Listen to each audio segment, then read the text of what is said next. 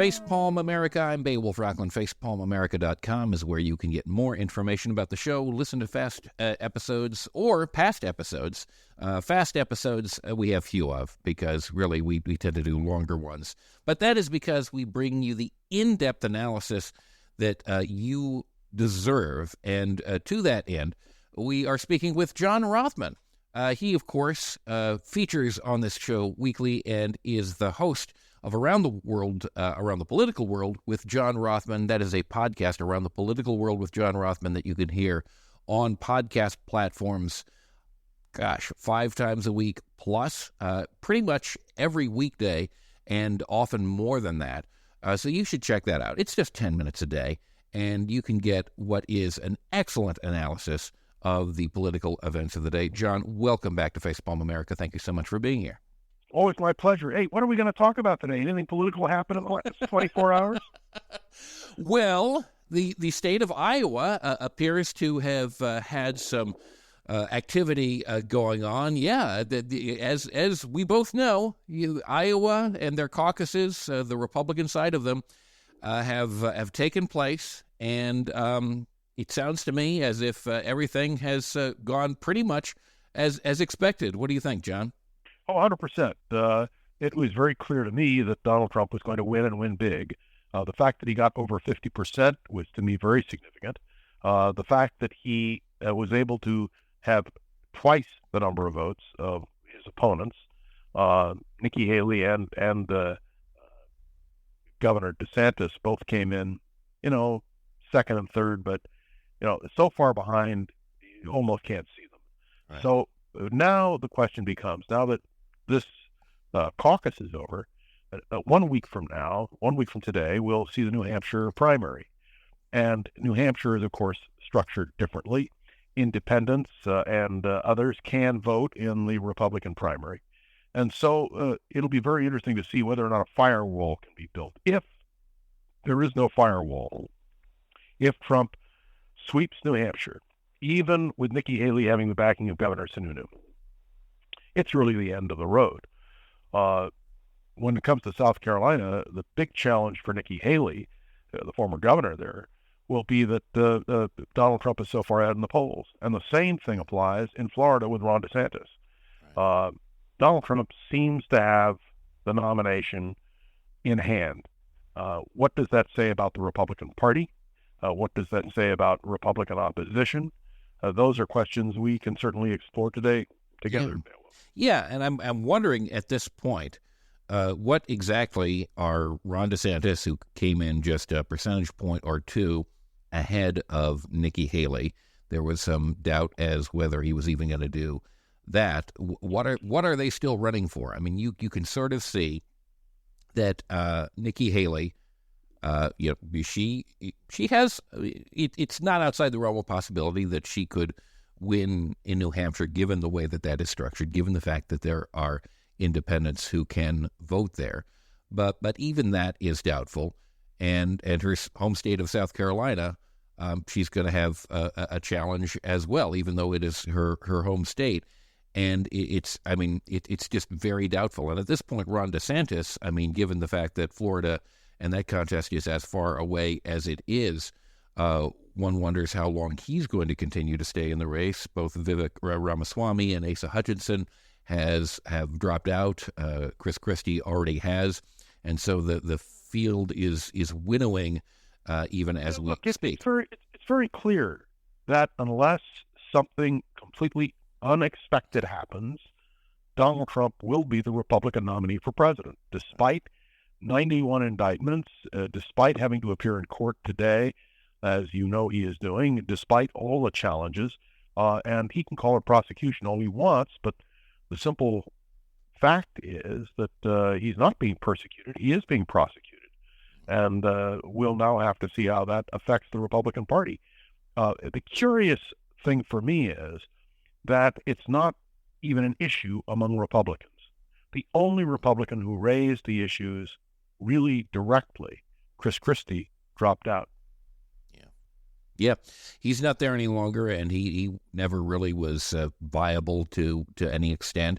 So you have to think that DeSantis and Haley are either running for vice president or running for 2028. Okay, well, let's be clear about something. DeSantis can't run for vice president because he is the governor of Florida, and Donald Trump lives in Florida. You can't have two people on the same state on the same ticket. Well, I mean, we thought that Donald Trump couldn't become president of the United States. No, so that's constitutional. So you can't have two people from the same state. Yeah. Really? Okay. Yeah, 100%. So the other thing with Haley is the antagonism between Haley and Trump is now. I haven't seen such antagonism since, frankly, John Kennedy and Lyndon Johnson, who said the most horrible things about each other. But I'll tell you who I would bet on for vice president as the vice presidential nominee is Stefanik. I agree. I think Elise Stefanik is the logical person for Donald Trump to choose. She's from New York. She's the number 3 Republican in the House of Representatives. She has tremendous wherewithal. Of course, remember, the last person nominated straight from the House of Representatives for vice president was William E. Miller. Remember Bill Miller, yes, Barry Goldwater's running mate? Yes. Yes, it is. As a matter of fact, this weekend I'm going to be attending an event with the daughter of Bill Miller, Stephanie Miller, and her sexy liberal podcast tour. But you let her know that I talked about Bill. I will. With you, and I talked about him on my podcast. Bill Miller had been Republican national chairman, and when Goldwater tapped him, the idea was to bring the Republican Party together. Does Stefanik bring the Republican Party together? At least she is someone who has congressional experience. Yeah. And so this is a very interesting situation. And there's another reason why both Haley and DeSantis should stay in. What happens if something happens to Trump between now and the convention? Right. They would then still be viable candidates alternative to Trump at a convention. Right. And that may have to do with his legal situation. It could have to do with health. It could have to do with any number of things. So the Republicans have to have that option. We haven't had an open Republican convention in years. In fact, yes, the old smoke-filled rooms. Yeah. Well, or even an open convention. When Adlai Stevenson won in 1952 the nomination, or Wilkie won it in 1940, there were open conventions. There were favorite sons. There were delegates to be picked up. Right. That's not going to be the case this time. And so we'll have to see how it plays out. But without a doubt, Donald Trump is clearly, to me, virtually unstoppable for the nomination. So, we're focusing on all this activity on the Republican side. And we're about 95% sure that Donald Trump is going to get the nomination of the Republican Party. This we know. On the Democratic side, there's precious little activity, and the supporters of Joe Biden who wish to see him. No. Forgive me for correcting you. There's a lot of activity.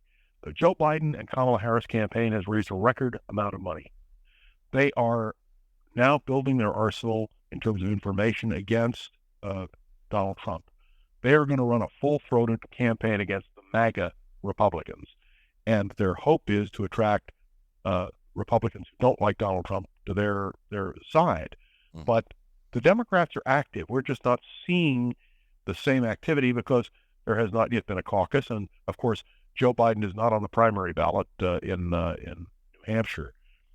But as Super Tuesday approaches, I would suggest to you that by the beginning of March, we will know who both candidates will be, unless something happens with Donald Trump legally. And that's a serious question, which nobody is talking about in the Republican Party because they don't want to believe it's going to happen. But it could, and that would present a serious problem. Then the party turns to DeSantis or Haley in terms of two viable options, because I don't think you'll see an open convention. There won't be a draft somebody movement. It'll have to be one of the established candidates. Yeah, I am very concerned that Joe Biden, as Trump appears to be on the Republican side, is seemingly the inevitable nominee of the Democratic Party, and historically that makes sense. But the circumstances are such that, minus the and I understand that you can't ignore the issues of Donald Trump's threat to democracy, but aside from that, like every other issue on the table, many Democrats appear to be unsatisfied with Biden as a candidate, and I think that's primarily his age. Well, I think it's a combination of age and also younger people are unsatisfied with his position on the Middle East. Many voters, Democratic voters, are not satisfied with what he's done on the economy and all of that. They don't have an alternative, don't you understand? Well, if it is Biden versus Trump, no one in their right mind who understands what Trump means is going to sit out the election. They'll hold their noses and they'll vote for Biden because otherwise they get Donald Trump. Well, I understand that. It's just we shouldn't be in a position to have to hold our noses. We are. Yeah, but we are in that position. Well, that's because of decisions. That's because of decisions that people within the Democratic Party had made, and I significantly question those. You have an incumbent president who wants renomination, and the last incumbent president to be denied renomination was Chester Alan Arthur in 1884. If you're an incumbent and you want renomination by your party, unless you renounce that nomination, you've got it. And very few people renounce it. Truman did in 52. Johnson did in 68. But traditionally, if you're an incumbent, you seize the opportunity. So, we can go back and forth on all this stuff, Beowulf, but the bottom line is the American people are going to make a choice between Joe Biden and Donald Trump. And I don't believe, at least I hope, the American people won't elect Donald Trump president again.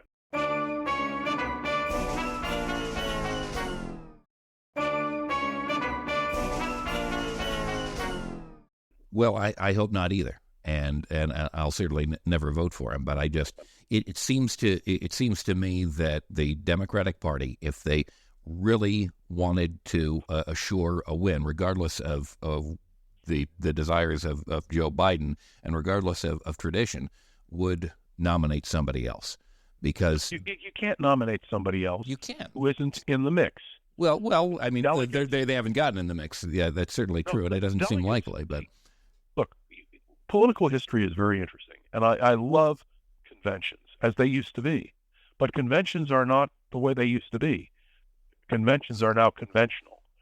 Unless you're an announced candidate. Unfortunately, yes. Yep, there's no draft. There's no ability for someone at the last minute to emerge as a candidate because delegates are selected in the primaries and in the caucuses, and then you're bound. And unless we had a situation as we did when Robert Kennedy was assassinated in 1968, in which case the delegates that were bound to Kennedy met together and decided on an alternative, who did not get the nomination in 68, and that was George McGovern. Yeah. But otherwise... Yeah. As you have noted, let us hope that, in the very beginning of 1968, who could have predicted, what would have gone on in that year? And let us hope that this 2024 is not a similarly tumultuous year, because it certainly could be, and the consequences could be equally grave, because there is that much on the line. Let me just point out, if something happens to Joe Biden, Kamala Harris becomes president. If she wants the nomination of the Democratic Party, which she most certainly would, she'll be the nominee. And somebody asked me the question, what happens if after the election a president dies? Then the vice president-elect becomes the new president-elect. Right. Yeah. So we have a system, imperfect though it may be, and even though all the polls indicate people don't want two guys in their 80s running against each other, you know what I realized, Dale? I got to tell you honestly, and everybody there, this is the last time I expect that I will be younger than both of the major candidates for president of the United States. Well, you say that, John, but given the trends in recent years, I think the odds are about even on that. I mean, you still have Hillary Clinton out there. She hasn't been making a lot of noise recently, but she's not running. Probably not so. but given what's happened, you never really know. I mean, I would hold out hope. Keep hope alive, John. Yeah, well, does that mean I can run in 4 years, even though I'll be under 80? I will campaign on your behalf.